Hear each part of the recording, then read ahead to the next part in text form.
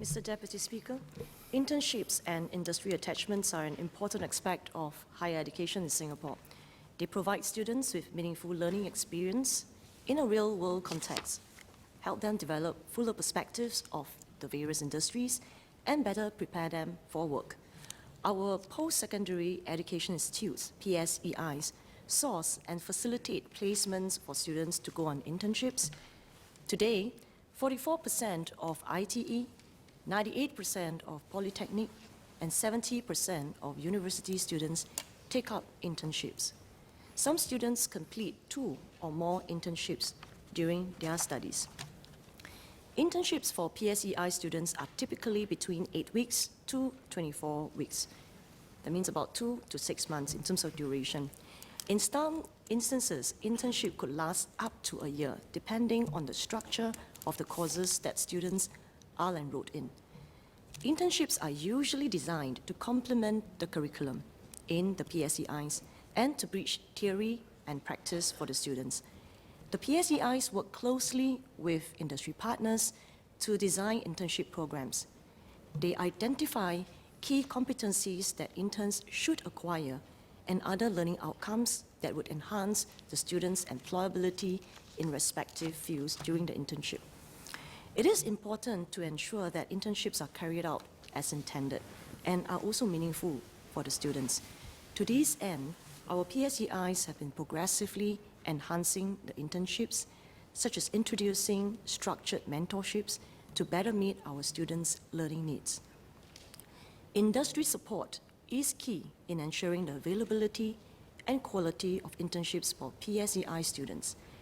The PSEIs frequently engage current and new industry partners as well as companies to explore new internship opportunities. They also tap on the help of industry associations and economic agencies. Companies are increasingly willing to host interns to develop their talent pipeline and access potential candidates for recruitment. Dr. Intan. Thank you, Senator Palsek. I just wanted to ask whether companies that offer internships to students, whether they consider the internship period as relevant work experience and whether they consider in terms of employing thereafter these students who have gone through internship by giving them some increment in terms of salary so they get a higher salary grade when they're eventually employed by the companies. I want to thank Dr. Intan for her questions, and I want to assure her that the PSEIs understand the value that the internship will bring to the students. It will better prepare them for work, like she has shared, and the students also understand, appreciate the value that the internship will bring to their CV, really allowing them to have a better appreciation of what they have learned in school, bridging theory and practice so that they will be well placed to adjust to the workforce. And the example that Dr. Intan has mentioned actually is really aligned to why we started Skills Future Earn and Learn program. So the Skills Future Earn and Learn program is a work-learn initiative that allow the graduates from Polytechnic and ITE to immediately upon their graduation, or whether it's ITE or Polytechnic, to join a host company between 12 months to 18 months, even longer. It's necessary for them to spend between 12 to 18 months because we're trying to achieve 2 objectives: to allow them to have meaningful work experience that is aligned to what they have learned in Poly or ITE, at the same time to build on that foundation such that they can even articulate to a specialist diploma if they were Polytechnic graduates, or maybe a technical diploma if they graduate from ITE. So we do have a conduit to facilitate the intent that she has mentioned. Ms. Sun Shelly. Thank you, SPS, for the comprehensive answer. I'd like to inquire, is there an intention to bring up the proportion for IT graduates for internships from 44% closer to 100%, and the same for university graduates as well? Thank you. I want to thank Ms. Sun Shelly for her 2 SQ. Allow me to explain, given the applied learning nature of the ITE education, actually hands-on training is already very, very much part of the core curriculum of ITE now. Currently, more than half, or about 60% of the ITE courses include an internship component. Moving forward, the remaining ITE courses will also be, in a way, enhanced to include an internship component such that by year 2020, all ITE courses will offer enhanced internship.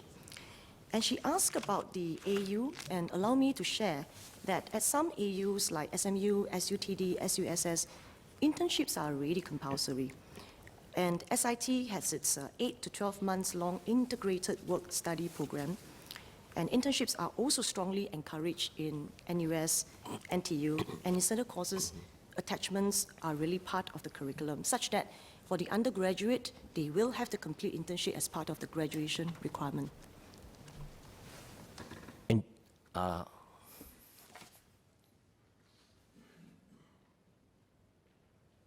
Ms. Tana.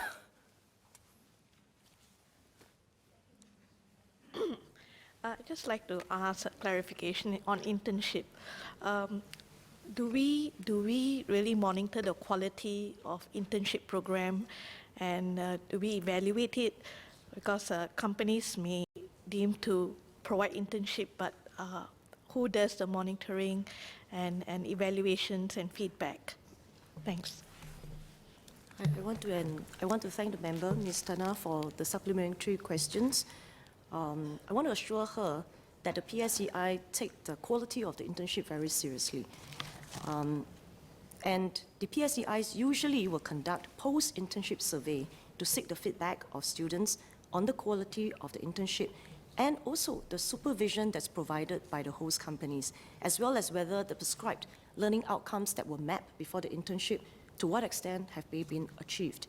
And I have checked and confirmed that PSEIs have ceased partnering some host companies because they have received poor feedback from the students. So the key really is we want to ensure that the learning outcomes of our students are at the center, at the heart of what we're doing here.